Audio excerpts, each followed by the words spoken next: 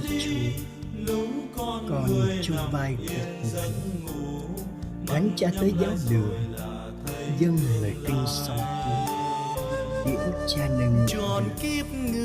Rồi mai đây con biết một ngày nào cũng thế, con được Chúa gọi về. Anh em rồi ngắn, đưa con tới nguyện đường.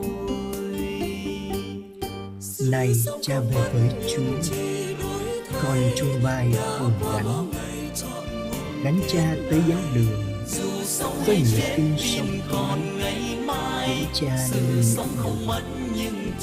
Rồi mai đây con biết một ngày nào cũng thế, con được Chúa gọi về. Anh em rồi cũng gắn, đưa con tới nguyện đường.